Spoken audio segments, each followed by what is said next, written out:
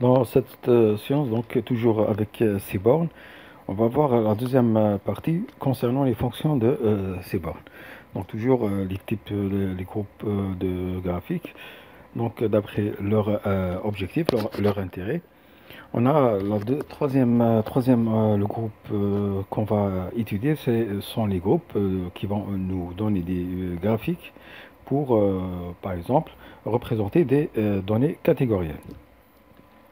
Alors, lorsqu'on parle de données catégorielles, donc en général, ça va être des données donc, de type texte. Comme pour les exemples précédents, on a utilisé un fichier qu'on a, plutôt un jeu de données qu'on a téléchargé depuis Internet. Donc, on va avoir besoin d'Internet. Et bien sûr, on va utiliser le même fichier TIPS qui contient des données sur des clients qui commandent bien sûr des repas et laissent de différents de sexe féminin ou masculin, fumeurs, non fumeurs, avec des repas de différents deux types de repas, le petit déjeuner et le déjeuner. Ensuite, il laisse bien sûr des pourboires et ces pourboires, on a déjà vu avec les graphiques qui permettent de visualiser la relation entre les variables. Donc, il suit une sorte de une ligne droite. Donc, il y a une corrélation entre le prix du repas, donc le total du repas, donc et le pourboire. Donc, on verra ça pour la prochaine séance, comment faire l'analyse des données à travers des graphiques Seaborn. Alors, pour l'instant, on va continuer avec le troisième groupe. Donc, on va parler des groupes qui permettent de visualiser des données catégorielles. Donc, on a catplot, boxplot, plot et swarmplot. OK? Alors, on va commencer avec boxplot. Donc, tout simplement boxplot, ça va nous donner un graphique avec cette forme. Voilà, très bien. Alors, pour commencer déjà, l'axe des abscisses, donc on va utiliser des données catégorielles. Donc on va utiliser par exemple les jours de semaine, parce que dans le fichier tips, le jeu de données tips qu'on va télécharger, on a une colonne concernant les jours d'ouverture du restaurant. Donc il y a 4 jours, normalement c'est jeudi, vendredi, samedi, dimanche. Alors, voilà. Ce type de graphique ou de fonction boxplot, donc, il résume la distribution d'une variable numérique pour différentes catégories. Alors, les catégories, ça va être les jours de semaine, 4 jours pendant la semaine. Et bien sûr, on va, dans l'axe des ordonnées, on va afficher le montant total des repas. Cette forme, elle veut dire quoi? Donc, lorsqu'on a une forme pareille, donc ça veut dire qu'on utilise le boxplot. Et ça veut dire quoi? Donc, on a des extrémités. On a des données aberrantes qui sont les points. Donc, des données aberrantes dans le minimum et dans le maximum. Donc, ça, ce sont des données qu'il faut vérifier. Donc, ça pourra être des données valides, mais lorsqu'on parle de données aberrantes, c'est pour attirer l'attention. Donc, on doit revérifier cette donnée, pourquoi cette observation a une telle valeur. Voilà. Bon, le reste, on a ce qu'on appelle cette partie-là, la médiane. Donc cette partie-là est la médiane. Donc tout simplement, ce graphique, il nous donne des statistiques concernant la médiane. Bon, la médiane, ça veut dire les 50%. On a des 50% de valeurs qui sont inférieures à la médiane et l'autre 50% qui sont supérieures à la médiane. Ça ne veut pas dire que ça va être au milieu, non. Ça veut dire que cette médiane, elle est un petit peu décalée vers le haut. Donc on a la majorité, donc le 50% des données est inférieure à cette médiane. Et le 50%, le reste est supérieur à cette médiane. C'est l'information tirée. On a également ce qu'on appelle les quantiles ou les centiles. Donc, bon, les centiles, c'est quoi? Les centiles, ça sont des centiles, hein. Bon, ça, déjà, c'est le minimum. Là, je vais parler des moustaches. Ça, c'est ce qu'on appelle les moustaches. Le moustache, c'est le minimum. À partir de quel, bon, c'est pas exactement le minimum, mais c'est une sorte de 25%. Et 25%, euh, on va parler du minimum, hein, sans parler bien sûr des données aberrantes. Donc les données aberrantes sont des données extrêmes, donc il suffit de les revoir leurs valeurs. Pourquoi ces observations, il suffit de revoir leurs valeurs. Mais ensuite on a le minimum, hein, elle va nous donner donc la valeur du minimum, donc elle va l'afficher dans le graphique. Ensuite on a le 25%, 25% du 100%. Le 100%, c'est le centile. Donc, bon, le 100%, lorsqu'on divise une partie, par exemple, un ensemble de données, on les divise en 100, donc en 100 parties d'une quantité égale, en 100 parties égales, donc on va avoir ce qu'on appelle les centiles. Le centile, c'est le 25, le premier centile, c'est le 25%. Ok. Ensuite, on a le troisième centile, c'est à partir du troisième, 75%, voilà, c'est le 75%, ça c'est le troisième centile. En tout cas, lorsque je parle de centile, c'est la même chose. Donc le centile, c'est un type de quantile. Voilà. Donc quantile, ça veut dire une partie de la division. Donc si on divise sur 100, on appelle les centiles. Et lorsqu'on divise sur 10, par exemple, Euh, on appelle ça normalement les déciles. Je crois que c'est les déciles. Voilà, c'est les déciles. Très bien. Alors, euh, donc, il nous donne également le maximum. Voilà.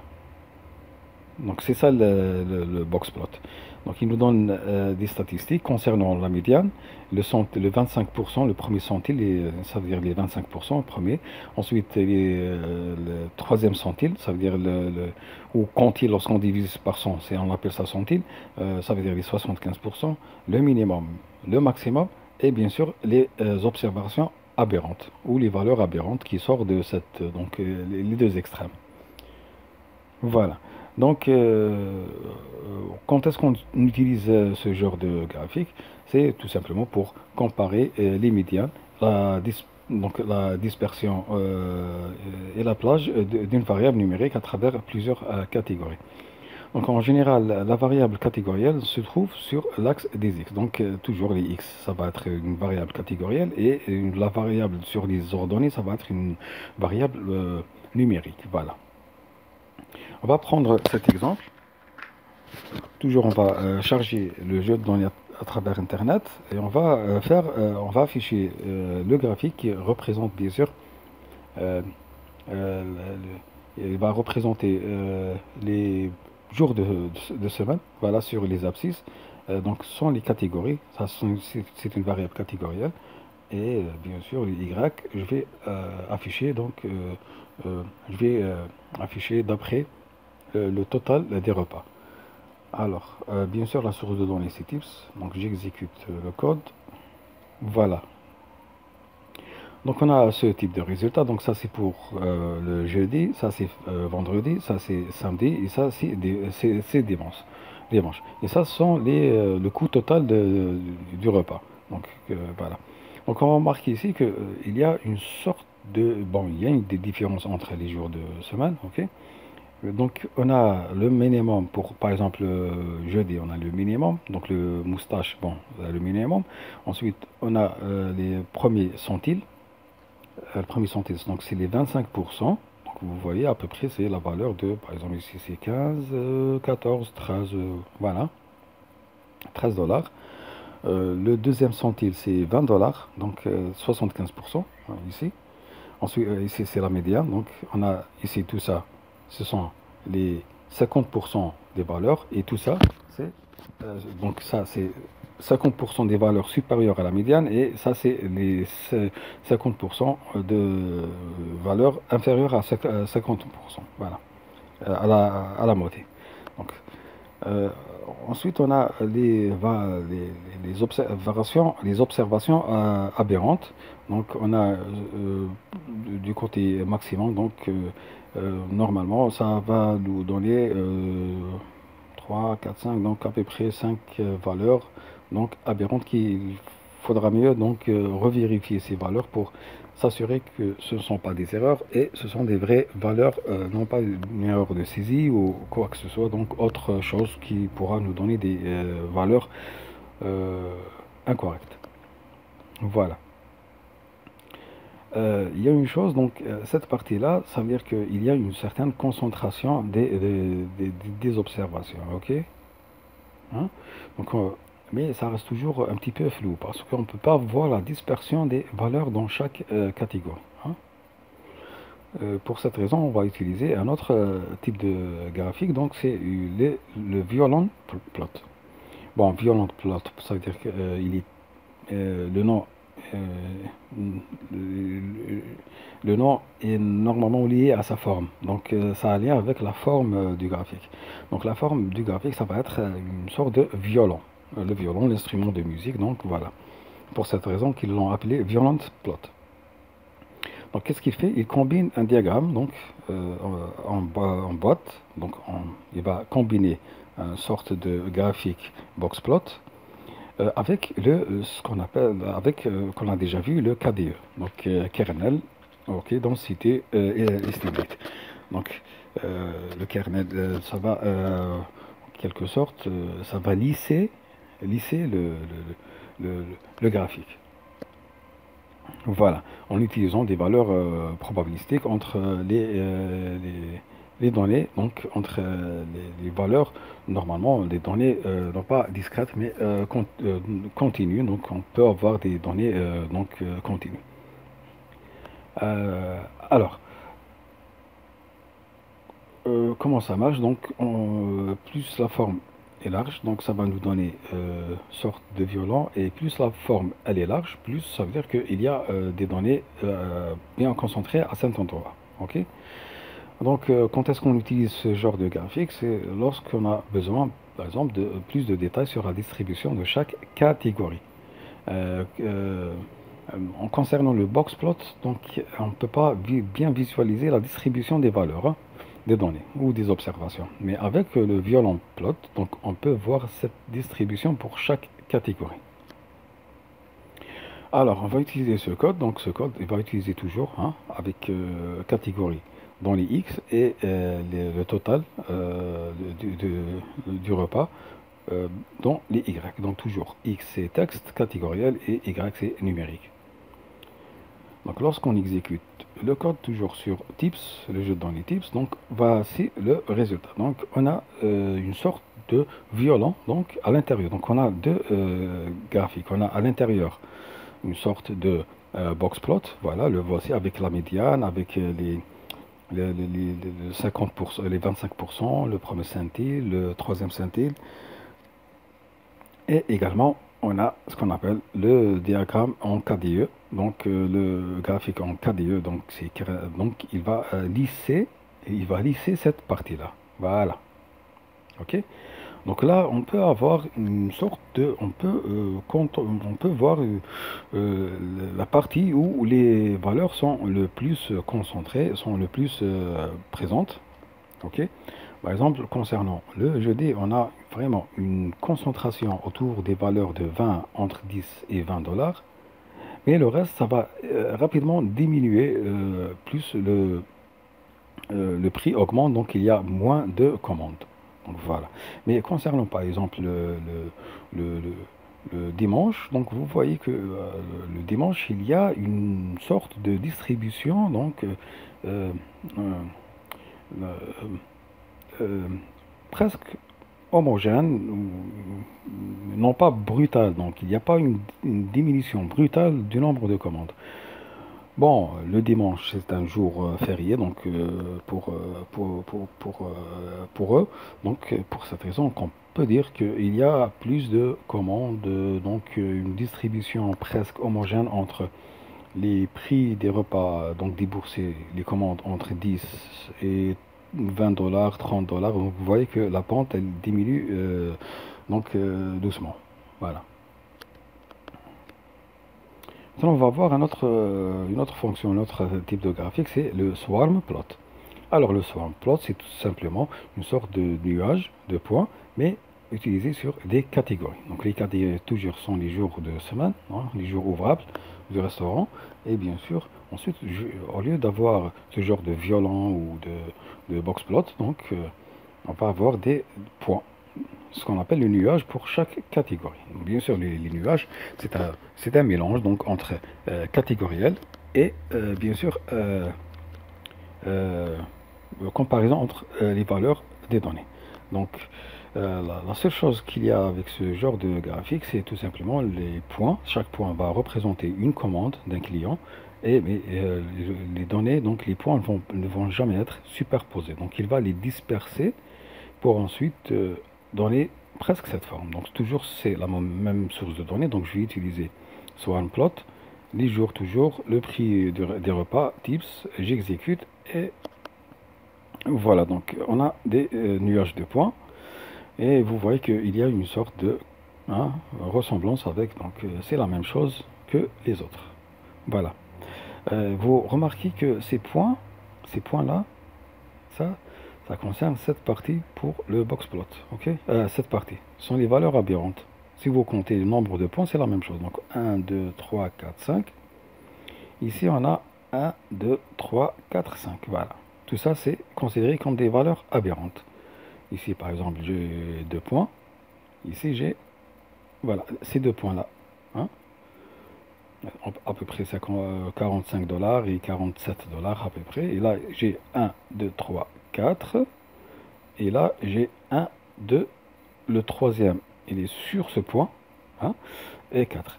Donc, vous remarquez que là, normalement, on a 2 points. Donc, 2 commandes. Mais grâce au graphique SwarmPlot, donc, les 2 points ont été séparés. Donc, c'est ça. Donc, parmi les avantages, c'est que la distribution des données n'est jamais sur la même position. Donc, les données sont éparpillées pour que chaque donnée est affichée individuellement, donc sans être cachée ou sans cacher d'autres données, d'autres observations. Voilà. On l'utilise lorsqu'on a des données relativement faibles et lorsqu'on veut visualiser la distribution de chaque point individuel pour chaque catégorie. Donc individuel, ça veut dire que même si les 2 points partagent la même valeur, donc ils vont être séparés pour bien les visualiser. Voilà.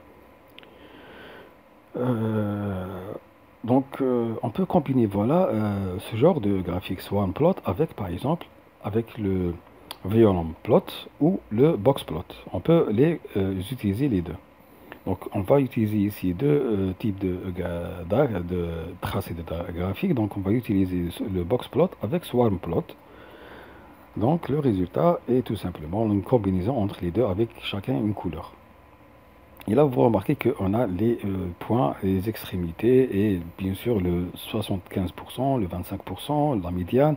Vous remarquez que la médiane, si vous comptez ce nombre de points, vous allez trouver 50% et le nombre de points, 50% du total, dessous de la médiane. Ok. Voilà. Ça commence toujours par la moustache. Hein. La moustache, c'est le minimum. Voilà, ça commence toujours par la moustache et le maximum pour les valeurs qui ne sont pas aberrantes. Donc, c'est le maximum. Voilà. C'est 75%. Le troisième centile. Vous remarquez la médiane, donc elle est là, et par exemple ici, elle est décalée parce que tout simplement, on a 2 points. Ces 2 points vont, euh, à partir de ces 2 points, on va commencer à calculer les 50% des valeurs supérieures à la médiane. Hein. On peut utiliser toujours SwarmPlot avec cette fois-ci violon-plot, donc ça va nous donner ce résultat, donc combiné pour mieux comprendre. Voilà le résultat. Donc vous remarquez que là où il y a les données bien, donc plus nombreux, donc on a donc la largeur du KDE est importante. Voilà. Voilà. Maintenant, on va voir le catplot. Donc, tout simplement, le catplot, c'est un conteneur pour ce qu'on a vu concernant les graphiques qui représentent des données catégorielles. Donc, comme pour, par exemple, les données pour afficher les graphiques à distribution des valeurs ou les graphiques pour voir la relation entre les valeurs. Donc on a toujours des conteneurs pour cette catégorie de fonctions. Donc on a le catplot qui est un conteneur. Donc on peut l'utiliser pour afficher plusieurs graphiques, pour comparer plusieurs sous-groupes. Ok. Et on va utiliser bien sûr l'argument kind pour spécifier quel est le genre de graphique. Donc je vais par exemple utiliser catplot, le conteneur, et à l'intérieur je vais utiliser le style box. Voilà. Donc j'utilise kind. Donc je vais lui passer le x et le y toujours les mêmes. Et bien sûr u, je vais mentionner le sexe. Donc là, il va afficher dans le même axe de tracé de graphique. Chacun pour la couleur des hommes et des femmes. Ok.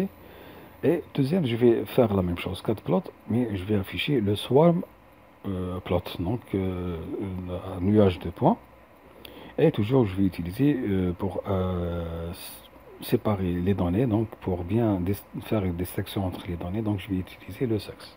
J'aurais pu utiliser smoker, mais j'utilise la même chose, donc c'est la même chose en tous les cas. Je vais exécuter le code, et voilà le résultat pour le premier, donc ensuite le deuxième, voilà. Donc ça c'est un 4, donc j'ai utilisé 4 blocs. 4 plots, ça veut dire la figure principale qui contient donc ces deux axes. Voilà. Ok. Donc là j'ai une distribution des données donc concernant les hommes et les femmes. Ok. Les hommes et les femmes. Vous voyez ici qu'on n'a pas des données aberrantes pour concernant cette partie-là. Hein. Il n'y a pas des données aberrantes. Voilà.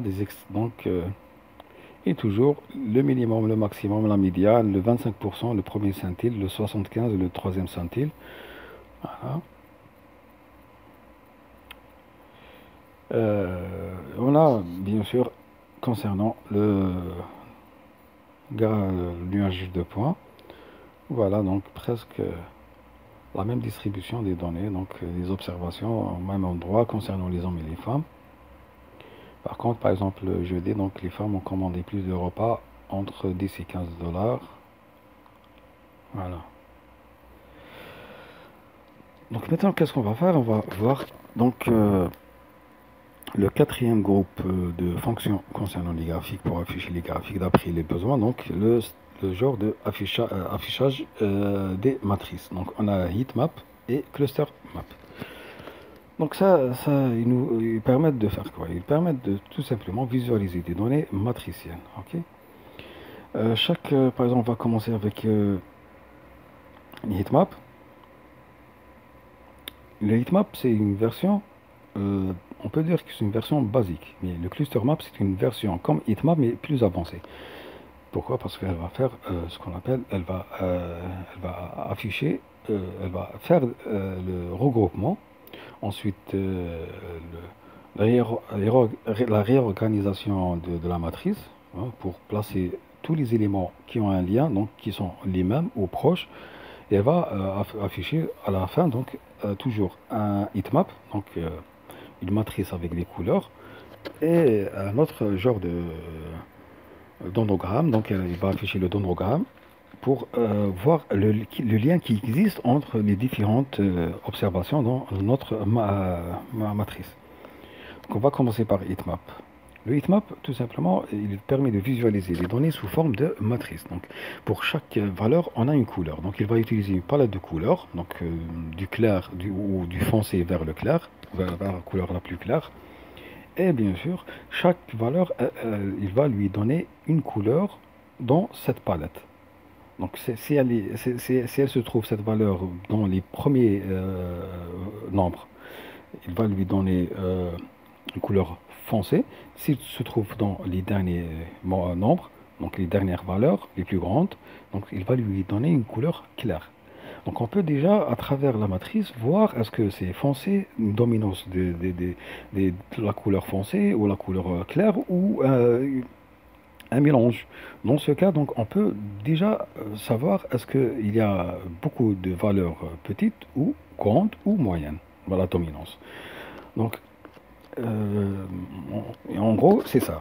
Donc, on va identifier des tendances, des motifs et ou des corrélations entre les valeurs. OK?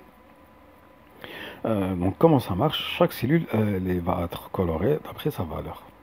Quand est-ce qu'on utilise ce genre de graphique? Donc, tout simplement pour visualiser des matrices de corrélation, des tableaux croisés dynamiques ou toute autre matrice de données où l'objectif est de voir l'intensité d'une relation entre deux variables. Ok. On va prendre un exemple simple, très simple. Donc je vais créer une matrice et cette matrice elle contient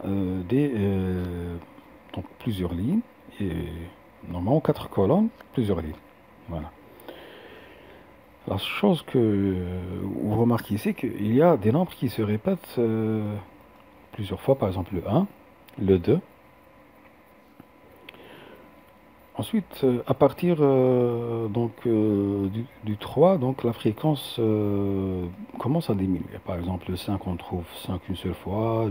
Donc, les petites valeurs, elles sont donc dominantes. Elles sont présentes, omniprésentes, donc elles sont répétées plusieurs fois dans la matrice. Et les valeurs, les grandes valeurs, sont uniques, donc il n'y a pas une répétition. Ok.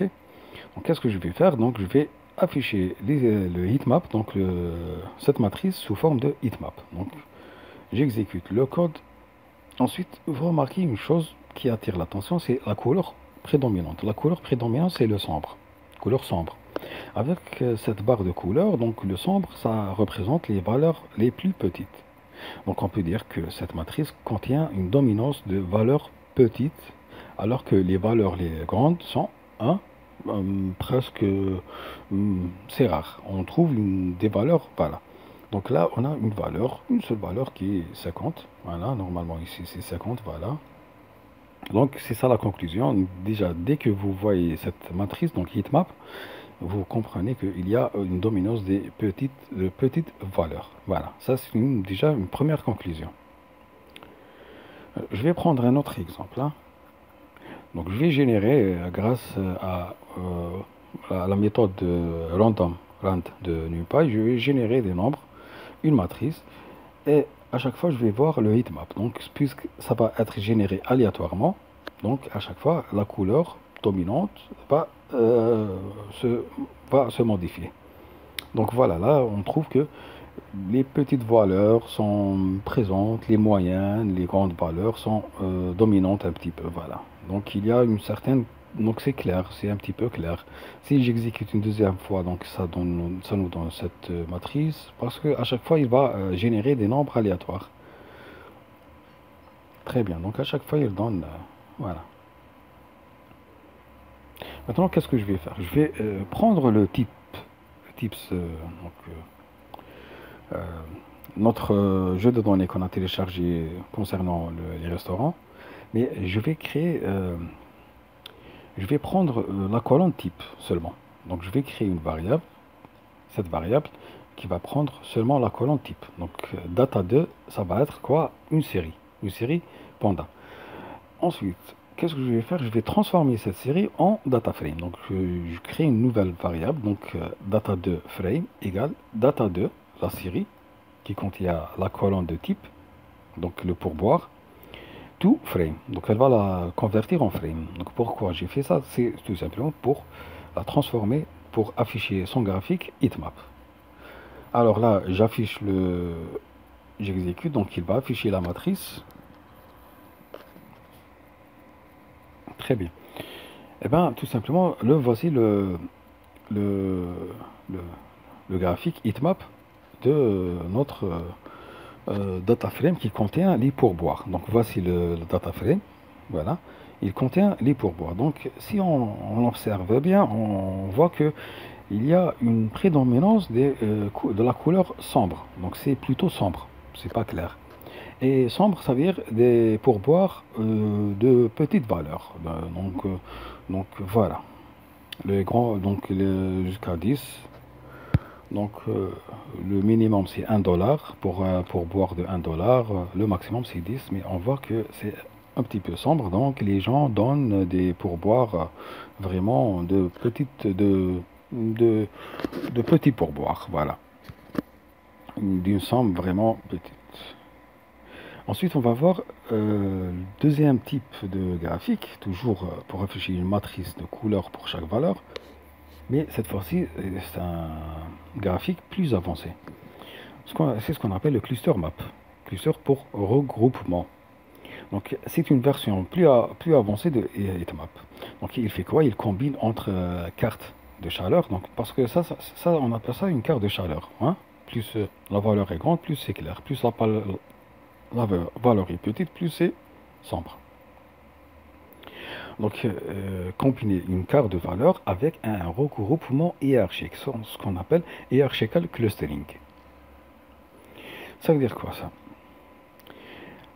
La fonction, elle va calculer la similarité entre les lignes et les colonnes de notre matrice. Similarité, ça veut dire les valeurs qui sont les mêmes ou proches.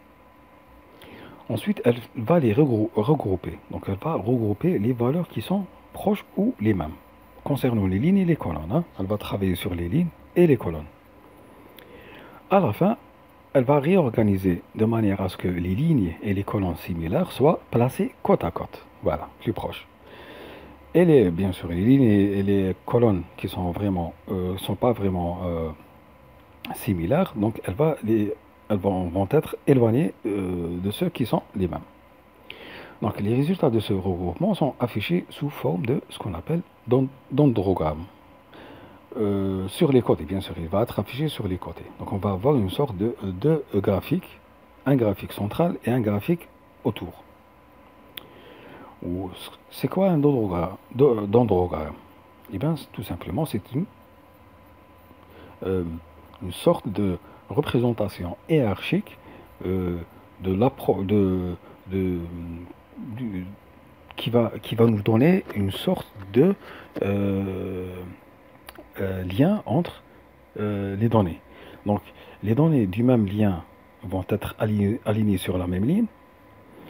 Dès qu'on a un autre ensemble de données proche du premier ensemble, il va le mettre au-dessus. Donc on va commencer à lire du bas vers le haut. Bon, il y a plusieurs façons de lecture, mais il y a cette façon de lire du bas vers le haut. Donc il va placer les valeurs qui sont similaires ou proches, donc vers le bas, première ligne, ensemble sur la même ligne. Et s'il trouve des données qui sont proches des données précédentes, donc il va les mettre au-dessous, donc au-dessus, une ligne supérieure, et il va faire un lien entre ces deux. Hein, le lien entre les deux, c'est ce qu'on appelle le dendrogramme, une sorte d'arborescence avec la racine. Il y a des fleurs, il y a des nœuds. Alors, on a l'axe horizontal. Donc, il représente des observations individuelles de votre jeu de données. Donc, chaque point de données est initialement normalement considéré comme son propre groupe. On a l'axe vertical indique la distance ou la dissemblances entre les groupes fusionnés. Donc, plus la ligne verticale qui connecte deux groupes est longue, plus la distance, bien sûr, entre ces groupes est grande au moment de leur fusion. Donc, ça veut dire qu'il y a une ressemblance qui n'est pas vraiment forte. Bon, je vais prendre cet exemple. Donc ça, vous trouvez ça sur Wikipédia. Par exemple, on a des lettres représentées par des points. Donc un point à l'intérieur d'une lettre. Le A, il est donc concernant euh, dans l'espace. Donc si vous voyez ça, donc réellement c'est ça leur position. Donc on a le A qui est éloigné des autres, on a le B et le C qui sont proches, le D et le E qui sont proches, et le F qui est proche de D et E, et A qui est vraiment le plus éloigné de tout le groupe des autres.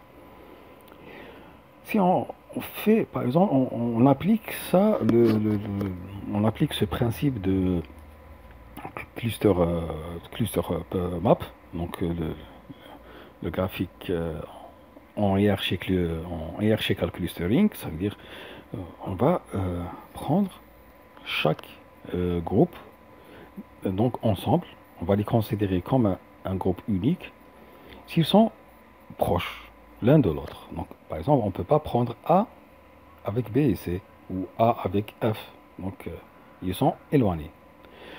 Donc, qu'est-ce qu'on va faire? On va les placer côte à côte. A, B, C, D, E, F. Très bien. Donc, ça, ce qu'on appelle, hein, donc, dans les étapes, la fonction calcule la similarité. Donc, elle va les placer. Voilà. Donc, elle va calculer, maintenant, on va calculer la similarité. Donc, la similarité ici, c'est d'après la distance physique, la distance. Donc, on commence le deuxième. C'est on va les regrouper. Donc, le regroupement. Physiquement, le B et le C sont proches. Donc, on va les regrouper dans un nouveau point, BC. Pourquoi on a choisi BC? Parce qu'ils sont les plus proches l'un de l'autre. Donc, on va les regrouper dans un seul point. On va lui donner le nom de BC d'après les valeurs qui sont proches. Très bien. Ensuite, on va prendre le D et le E. Sont les plus proches. Donc, on va créer un groupe de D et E. Voilà. Donc, on a deux groupes. Il lui reste quoi? F et A. Ensuite, le F, c'est l'élément qui est le proche de D et E. Donc, il est proche du groupe DE. Donc, F avec DE, on va créer un nouveau groupe, DEF. Maintenant, ce groupe-là, physiquement, il est proche de BC, du groupe BC. Voilà. Donc, on va fusionner BC avec DEF pour créer un nouveau groupe. C'est le BCEF. Ensuite, bien sûr, le dernier, c'est A. Donc, il nous reste A. Bien sûr, il est proche parce que c'est le seul qui nous reste. Donc, on va fusionner ce groupe avec le A et ça va nous donner un nouveau groupe A, B, C, D, E, F. Alors, les flèches, elles ont une distance. Donc, plus la flèche elle est courte, plus les éléments sont proches. Et si on crée un nouveau groupe, on a une nouvelle flèche qui se crée pour la fusionner avec un groupe le plus proche. Ok? On ne peut pas directement fusionner ces deux. Pourquoi? Parce que on a cette distance qui est F qui est proche du groupe DE. Donc on commence par fusionner DEF, ensuite on va fusionner DEF non pas avec A, avec BC. Voilà. En réalité, donc le graphique ça va être comme ça. Ça sont les données qui sont les plus proches. On les fusionne pour créer un nouveau groupe. Ensuite, on a ici par exemple le 2 et le 3, on va les fusionner. Ensuite, ce groupe, on va le fusionner avec 4, le plus proche. Ensuite, on va fusionner ce groupe avec ce groupe, etc. Donc, plus la longueur est grande verticalement, plus ça veut dire que les groupes sont éloignés.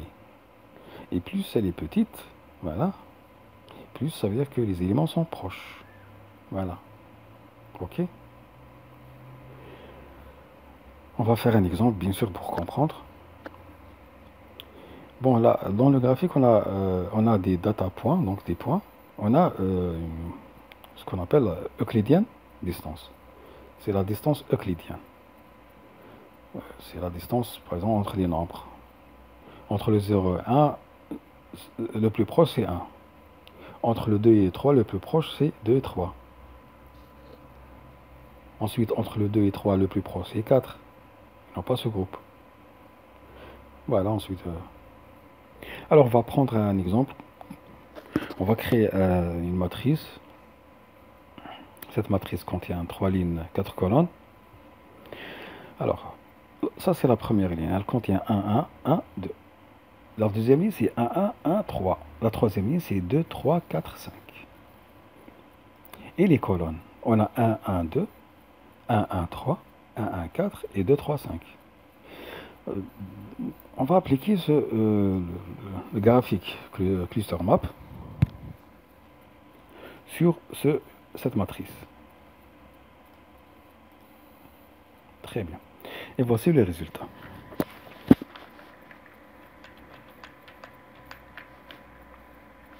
Alors, qu'est-ce qu'elle a fait? Bien sûr, on a la barre de code, la barre de couleur. Mais qu'est-ce qu'elle a fait ici? Donc, je vais augmenter un petit peu le zoom. Voilà.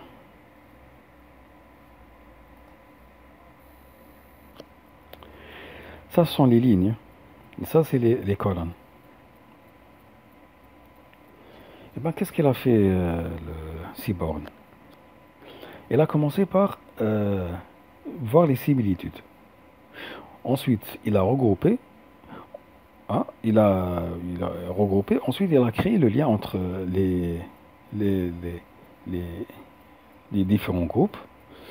Donc, c'est ça l'endrogramme. Voilà, le voici l'endrogramme. Et ça, ce sont les lignes et les colonnes. Donc, qu'est-ce qu'il a fait? Il a donné pour chaque partie. Par exemple, on va commencer par les lignes. On a 0, 1, 2. 0, 1, 2. Donc, combien on a de lignes dans le datagramme? Voilà. On a 3 lignes. Première ligne, deuxième ligne, troisième ligne. Donc, le 0, le 1 et le 2, c'est les numéros des lignes. Les index des lignes. Et combien on a verticalement? Donc, on a 1, 2, 3. Donc, 0, 1, 2, 3. Donc, normalement, c'est le nombre de colonnes. Parce que tout simplement, dans notre matrice, on a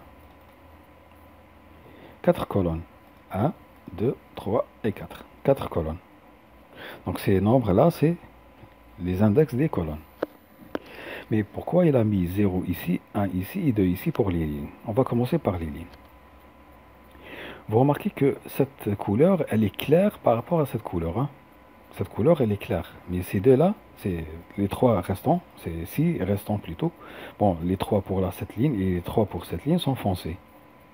Donc c'est les 1. Donc qu'est-ce qu'il a fait? Donc il a pris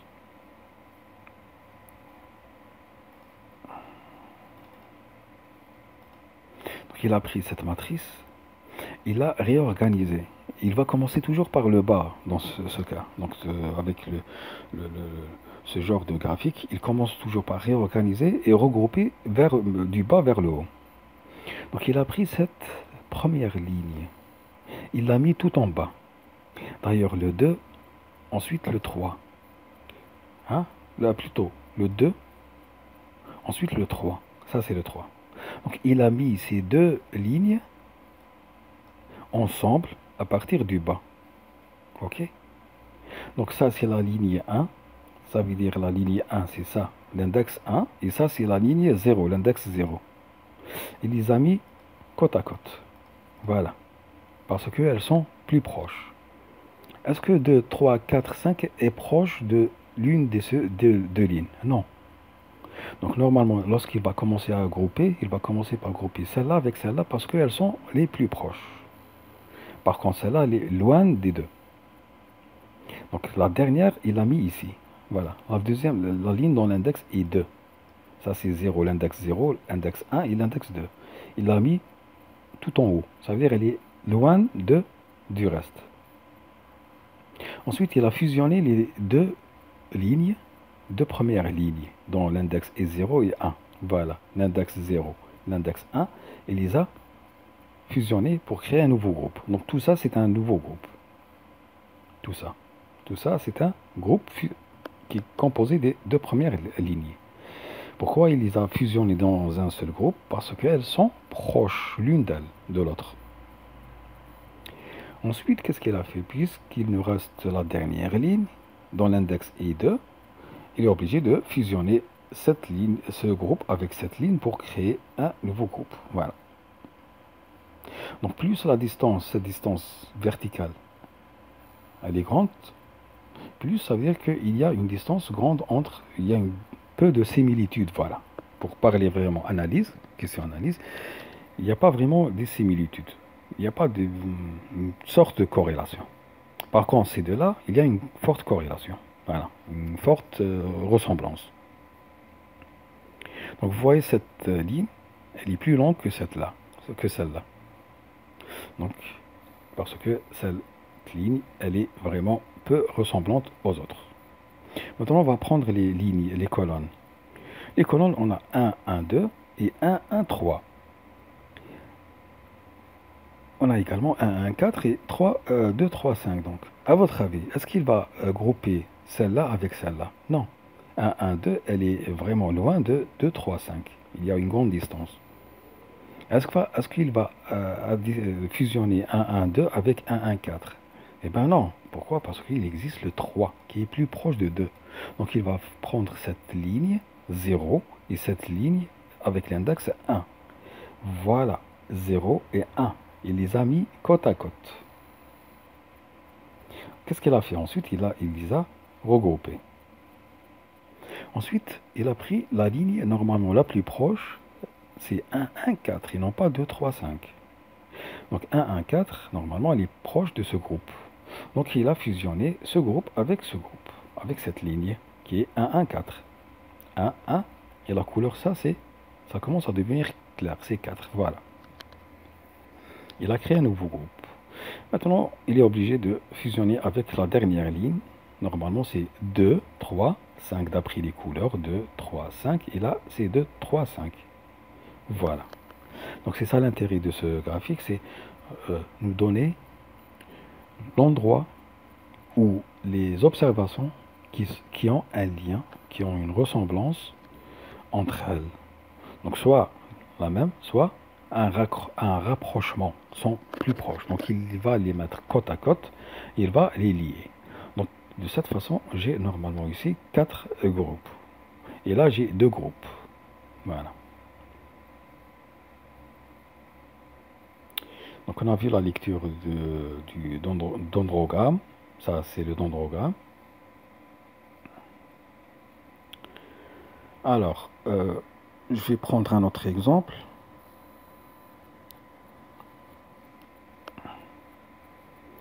Voilà, donc quand est-ce qu'on utilise ça? C'est pour identifier les groupes naturels, hein, les clusters.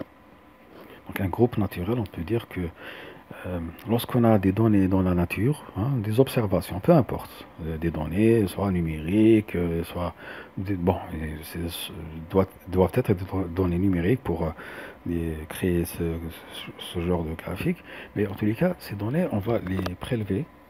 Ensuite, on crée ce type de graphique, donc le cluster map, pour, pour, euh, pour peut-être trouver une sorte de regroupement naturel entre les données prélevées. Donc de cette façon, on peut comprendre qu'il y a une ressemblance entre les données, même si elles sont éparpillées, mais il y a un lien entre elles. Donc il y a un regroupement. Donc on va créer ce qu'on appelle les clusters. On va créer des clusters qui partagent la même chose ou proches, sont proches entre les éléments entre eux. Et de cette façon, même si les données au début n'avaient aucun sens, mais après, par exemple, ce genre de manipulation, on peut comprendre que quand même il y a un regroupement, il y a des éléments qui se rassemblent et ils peuvent être mis dans un seul regroupement, un seul cluster. C'est pour cette raison qu'on utilise ce genre de graphique dans la biologie, donc ce qu'on appelle l'analyse génomique, ou même les études de marché, ou même l'identification de profils clients. Voilà, ce sont les secteurs dans lesquels on utilise ce genre de graphique, hein. Voilà, c'est pour essayer d'observer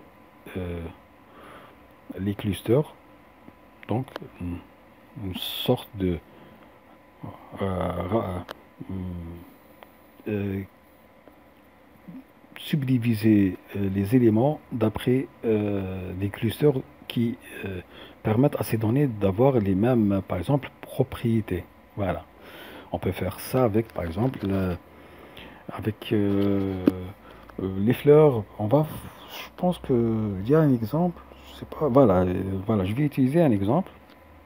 Concernant les fleurs, donc je vais vous expliquer cet exemple consiste en quoi.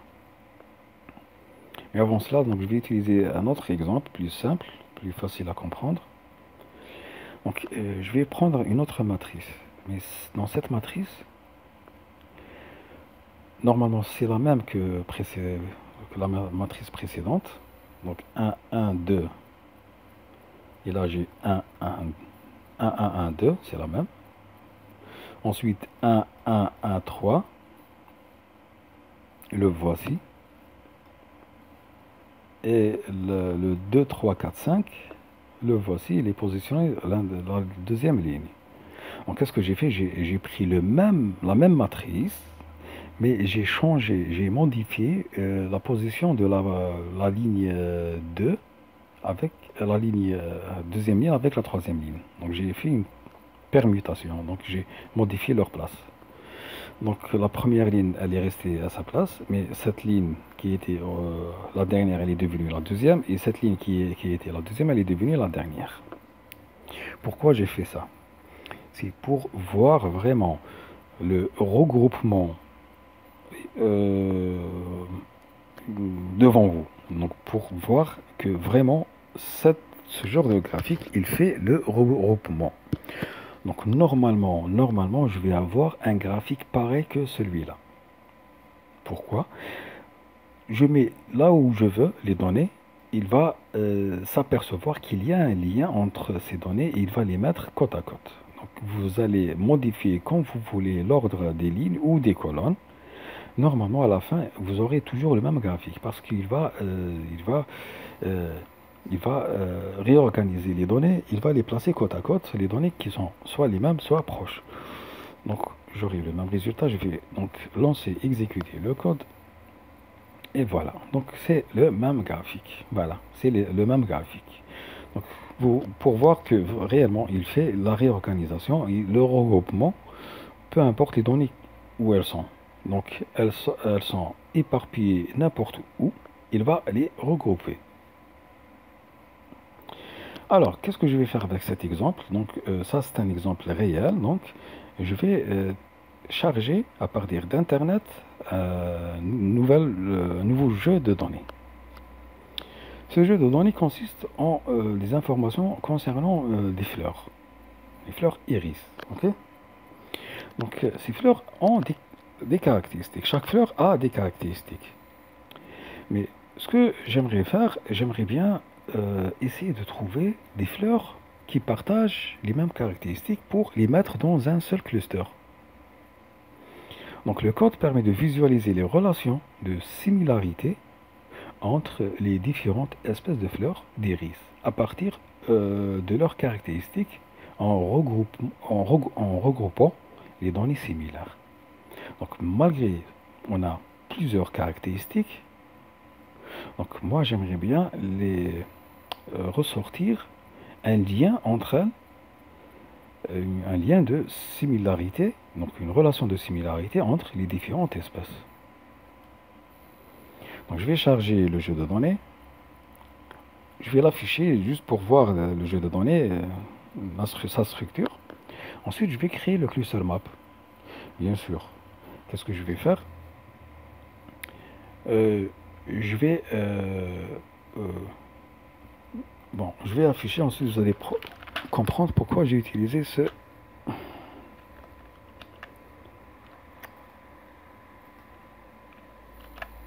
Voilà. Bon, je vais afficher le data frame, donc le jeu de données. Donc là, on a des espèces de fleurs. Donc on a plusieurs fleurs. Ça, ce sont des caractéristiques, ok? Les pétales, les sépales, la longueur des pétales, la largeur des pétales et l'espèce. Toujours la même famille iris, hein, et l'espèce. J'ai 150 lignes, donc 150 espèces. Toujours la famille qui font partie de la famille iris, ok? La même famille. Donc là, j'ai différentes caractéristiques, différentes valeurs pour chaque espèce. Mais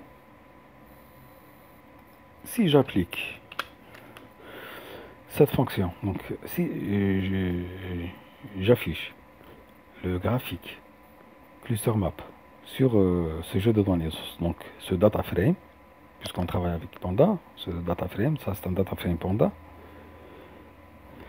il va afficher une erreur tout simplement parce qu'on a une colonne qui contient des valeurs catégorielles, donc du texte.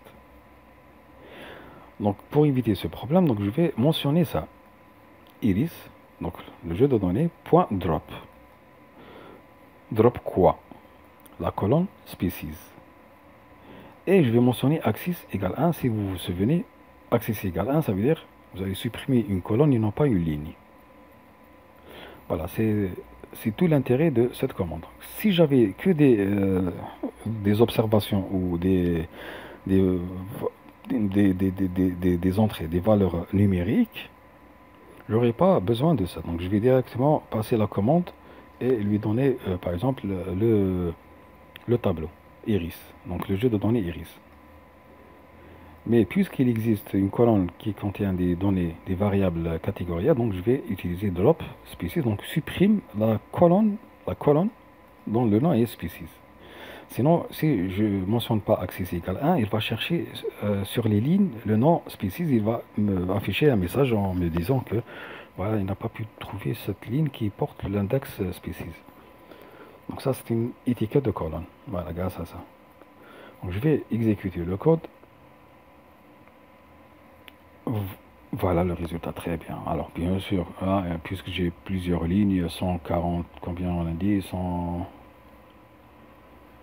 je sais pas, voilà, 145 ou voilà, 140, 144 lignes. Donc lui, il peut pas, donc il affiche l'endrogramme, il va être un petit peu compliqué, mais ça veut dire qu'il a trouvé des similitudes hein, entre les espèces. Voilà. Vous voyez. Donc on a par exemple l'espèce donc pétale voilà entre le 41 33 ça ce sont les lignes hein. Donc il a regroupé par exemple le 80 le 59 donc ce sont des espèces donc les lignes ça c'est la ligne 80 ça c'est la ligne 59. Donc dans cette partie, donc il y a une ressemblance. Donc il a sorti des clusters. Et donc il a su sortir, il a pu sortir des clusters, donc des groupes, dans lesquels ces espèces sont proches. Voilà. Voilà. Donc c'est tout l'intérêt de ce genre de graphique qui est vraiment très intéressant concernant les données brutes qu'on aimerait bien trouver une relation entre elles et l'afficher sous forme de bien sûr carte de chaleur donc le cluster map qui va donner pour chaque couleur avec un palette de couleurs pour chaque valeur une couleur d'après bien sûr la barre de couleurs.